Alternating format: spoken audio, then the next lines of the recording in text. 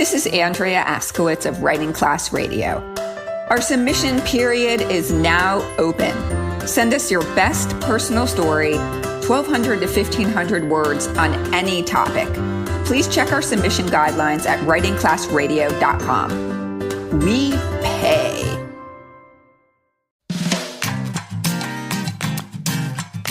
This is Writing Class Radio, and I'm Allison Langer, a student in the class, and today I'm your host. I'm Andrea Askowitz, the teacher of the class. Writing Class Radio is for people who love hearing true personal stories and want to learn a little bit about how to write their own stories.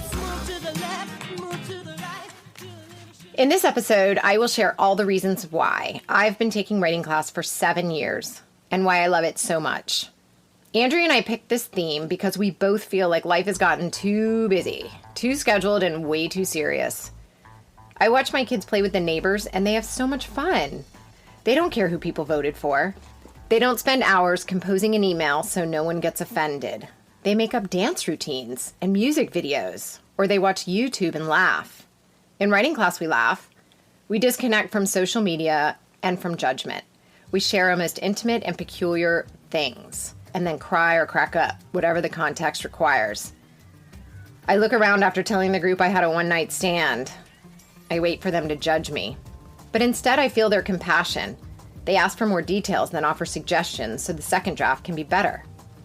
We bond through story and life experiences. I feel like a part of something, accepted, and I love that. This episode hopes to show the humorous side of writing class, the goofy first draft silliness that appears when we can write as if nobody is listening. The students you will hear today responded to random prompts. I've selected the ones that made me laugh. Laughing is one reason I love writing class. We share all the things that make us weird and uncool, and we just laugh. Here's Misha Mehrel, one of my favorite people, a fellow student who helped produce a few of our earlier episodes, and who I wish would leave his teaching gig in Connecticut and get back to our class.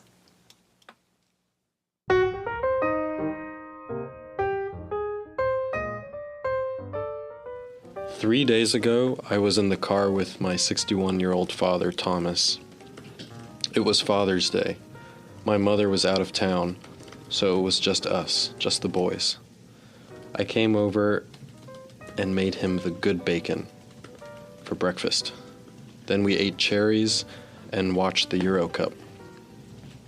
At the end of the day, we went for a drive. He likes to go for drives. I drove because he wanted to relax. He's always liked going for drives. He likes to watch the city go by from behind a window, comfortable in his little vehicle. We don't play any music, we just drive. It was a little rainy, I think, stormy.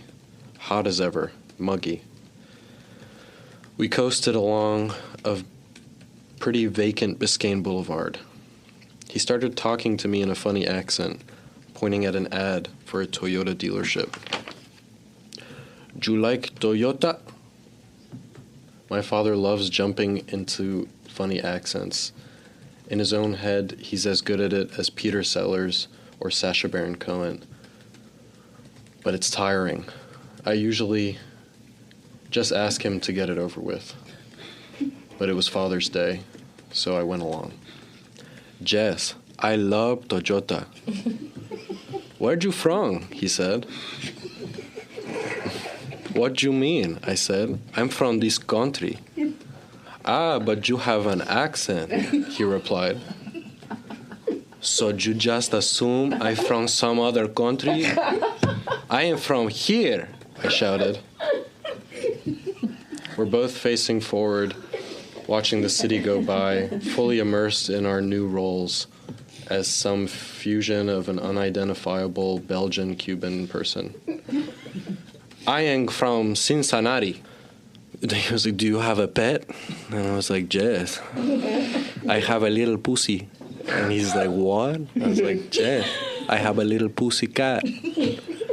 Why'd you ask me so many questions? And he was like, he's like, I am just curious. I want to know. I want to get to know you. I was like, why you never been to Cincinnati? Yo no Cincinnati? And he was like, what? And I was like, you don't know Cincinnati? He's like, where's Cincinnati? I was like, Ohio. Do you know Ohio? Do you know Ohio? We did that for like 10 minutes. Like, do you know Ohio? Do you know Cincinnati? That's hilarious.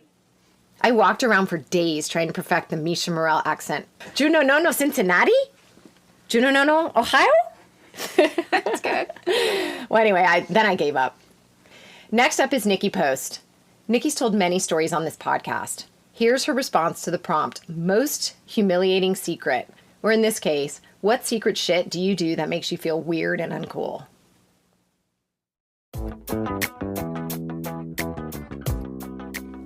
I do this thing where I clench my ass.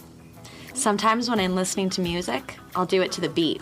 When I drive, I'll do it as I pass by telephone poles. And when I'm just sitting around, I'll do it. One side and then the other. When I'm walking, I'll do it. It's like this tick I can't stop doing. Even as I sit here typing this, I'm doing it.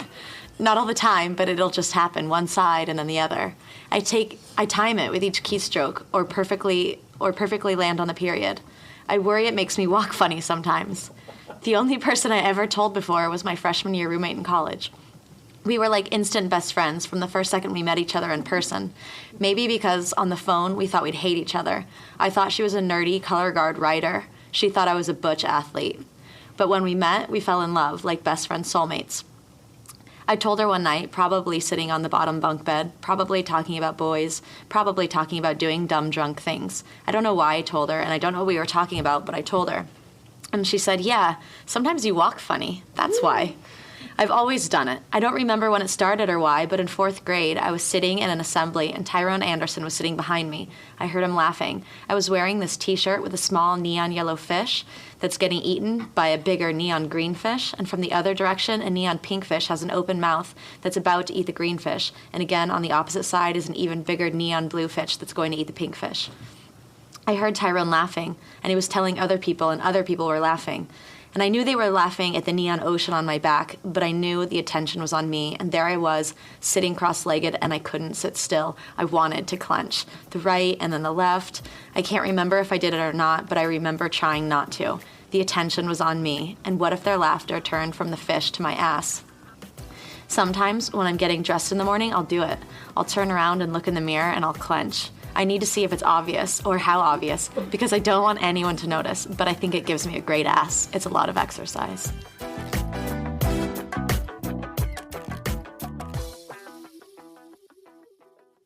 Nicki Post does have a great ass. I'm going to start clenching. I'm clenching right now. I'm want a clenching. Nicki. Are you clenching? I'm clenching. Okay. You're sitting. How are you I'm clenching? clenching. All right.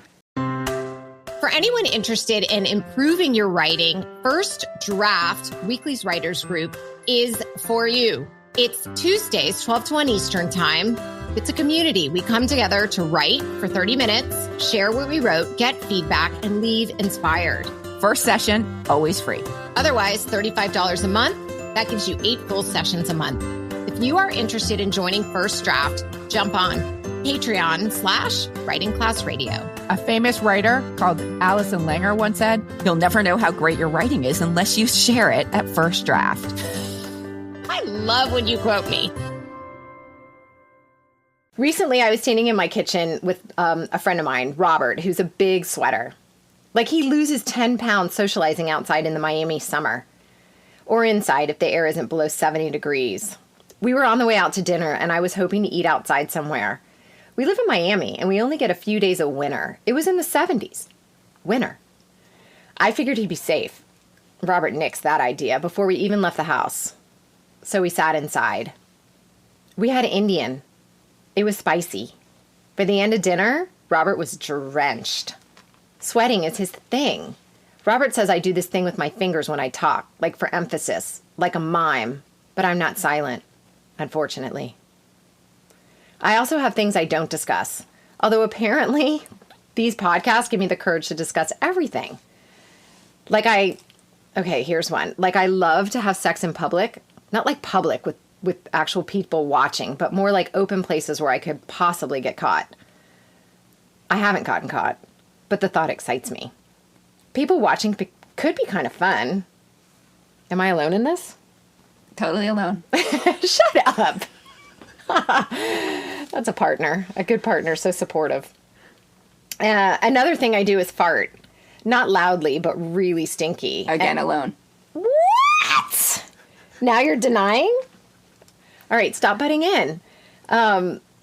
Okay, so another thing I do is fart. Not loud, but really stinky. And then I try to pass the farts off on the dog or my neighbor on the plane. I've gone so far as to scrunch my face and wave my hand in front of my nose and look at the guy next to me. Like, who do you think you are farting in this tight place? That reminds me, if you haven't seen the video by Taryn Southern, I Think I Farted, you need to do that immediately. I love that woman. And thanks to Taryn, I feel completely normal. Another reason I love writing class. Hearing other people's shit makes me feel normal. I think I farted. I think I farted.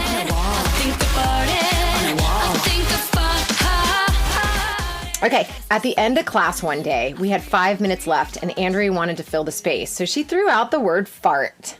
Okay, but before we go to the first response, which is mine, I want to warn my dad, if he's figured out how to work the podcast app, to skip this one. Or if you're currently dating me, considering dating me, dated me in the past, or even if you've just seen me naked, or even if you've just passed me in the hall, trust me, you don't want to hear this.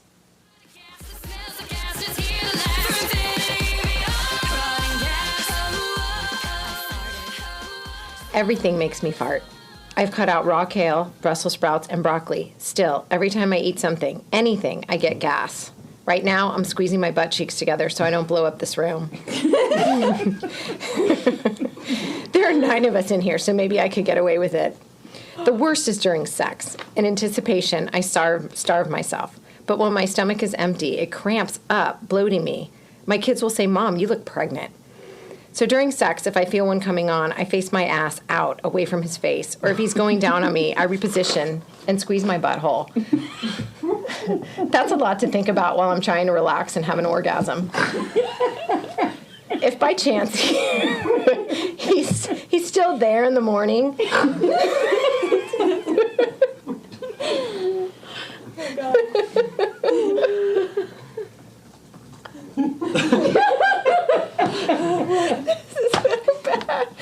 I fear waking him up with a loud fart or the first dreaded pee of the morning, which always leaves with a toot. So now that everyone listening knows that about me, it's highly unlikely I will ever get laid again.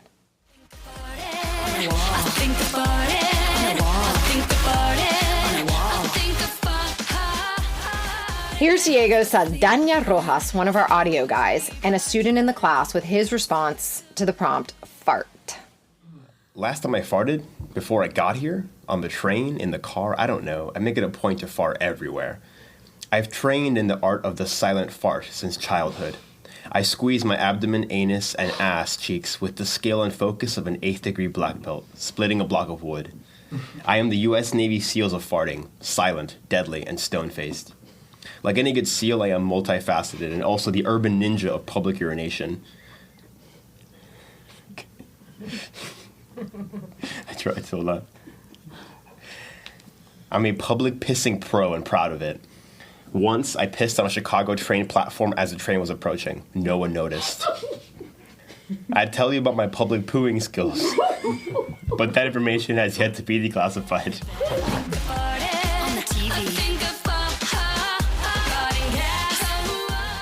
Okay, and now Chaplin, a student in the class and a regular on the podcast.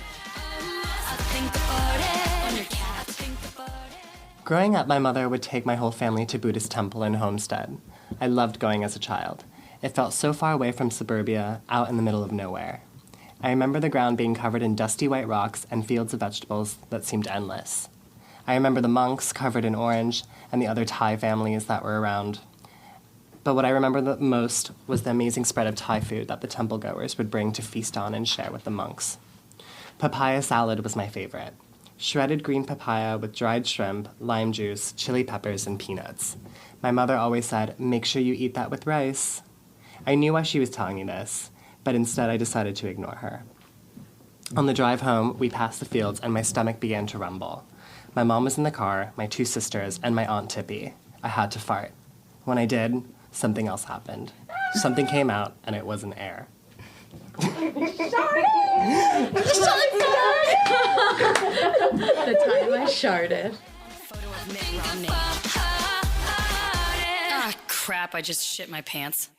Next, Nicki Post finally admits she farts. I was 16, in the backseat of Paul Rivers' car. It was white, something sporty. Josh Eberl was in shotgun. We weren't driving, just sitting in the parking lot. It was Halloween weekend, so the air was dry and getting cold. Cold enough we should wear jackets, but it hadn't snowed yet, so nobody wanted to. We went to some Halloween horror night haunted house thing. We were probably 15 people. They were friends I had known since middle school, but none of them were really friends. We got drunk, which made things easier. I was laughing and remember thinking that I meant it. And I farted. It wasn't loud, but it vibrated. The kind of vibration you know made a sound if the music wasn't so loud. So nobody heard it. Josh rolled down the window in the same moment that Brad and Reese was walking by. And all at once, they asked who farted. They were guys. Honest. They admitted it wasn't them. They asked me and I denied it. They knew it was me. But this is the first time I've ever admitted it out loud.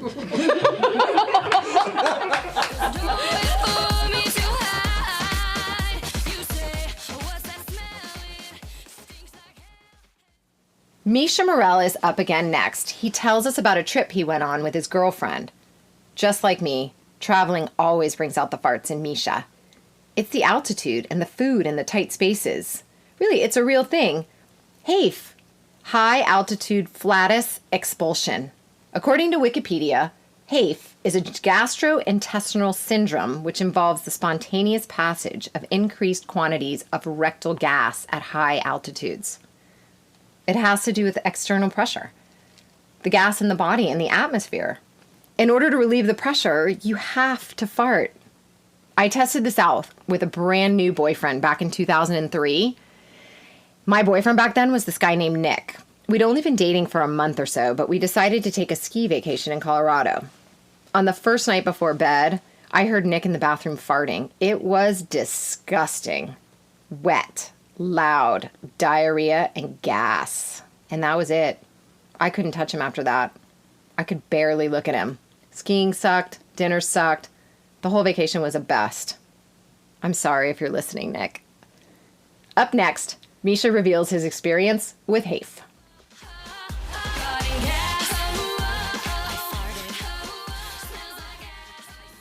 Danielle and I were on our awesome trip to Vietnam. Her dad hooked us up with his stacked British Airway miles. And we took them and did the Thailand, Cambodia, Vietnam trip for a month. Our flight out of Vietnam after our trip stopped in Singapore, where I found an incredible food court. Danielle got some bag of nuts and a water or some shit, and I got a big pork bun, and it was delicious. Soft dumpling dough and creamy pork. Then we stepped onto the airplane and I farted for 12 hours. The whole way back to Paris. It started with this bubbling in my gut, and then everyone on the plane was starting to go to sleep, and it got all cozy and dark, and Danielle passed out on my shoulders. I woke her up so I could take a fart break in the bathroom. I locked myself in there and nothing came out. I thought it was just one of those fleeting gas things, stomach shit. So I went back to my seat and got Danielle to nestle her head back on my shoulder, and she was so cute, passed out, her mouth kind of open, glasses askew. I loved her like that. And then the pain came back, and the most violent, stinky dog farts just slipped out over and over.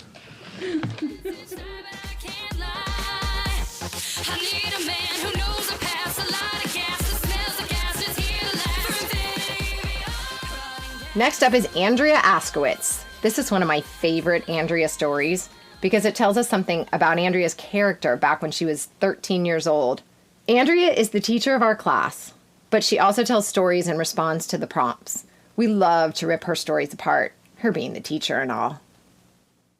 I was sitting in 4th period social studies. It was right after lunch, 7th grade, Arvida Junior High. I felt my stomach seize up. I felt my face get hot. My eyes watered a little. I just let it out slowly. I lifted up the tiniest bit. Bam! Ricocheted off the plastic chair and off the walls and ceiling. The kids in front turned around. The kids to my right looked left. The kids to my left looked right. My mistake? I just sat there, caught. I didn't look around. Haven't farted since.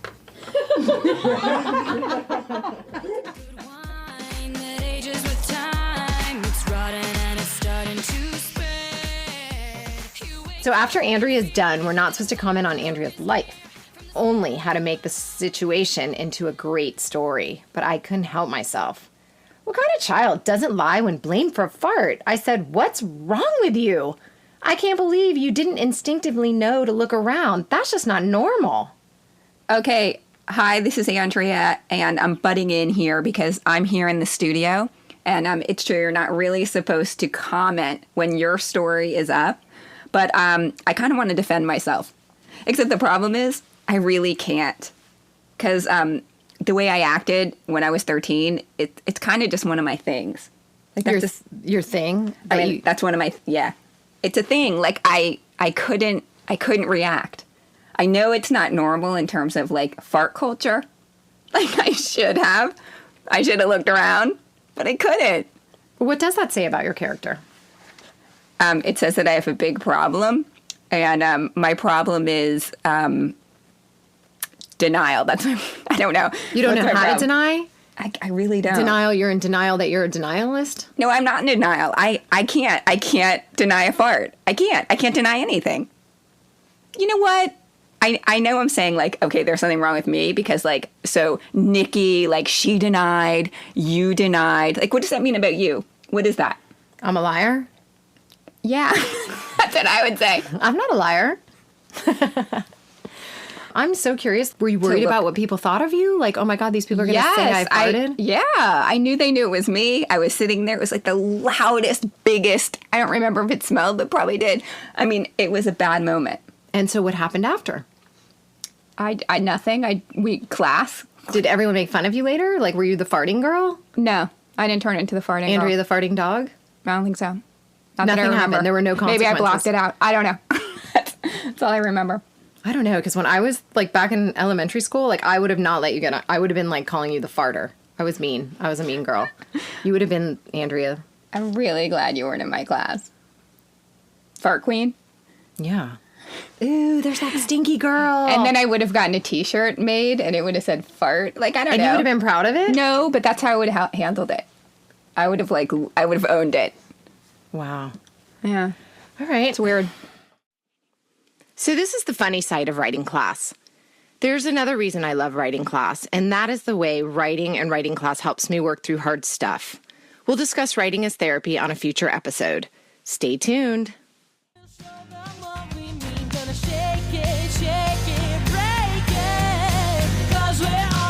Thanks for listening to Writing Class Radio. We hope you've enjoyed sitting in on our writing class. If you'd like to participate in a real writing class, visit our website for options all over the world, including our Miami workshops offered every other month. If you'd like to participate now, here's the prompt for this episode.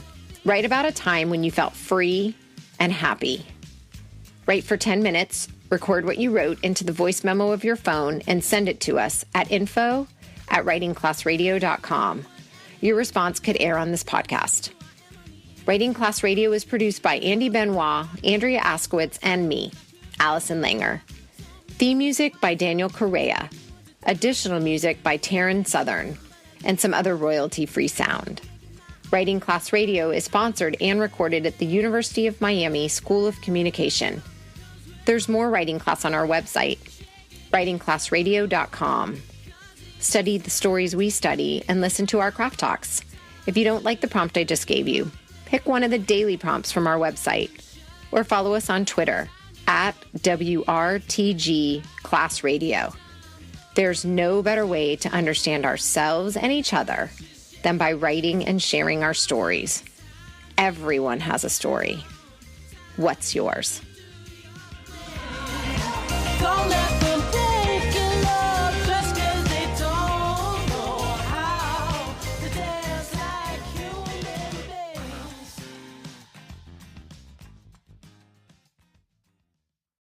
Hey there, this is Todd Arkell, host of The Mental Approach. Thank you for taking the time to listen to The Mental Approach. I created this series for parents and their athletes because everyone is training their physical skills, but so few of you are training your mind.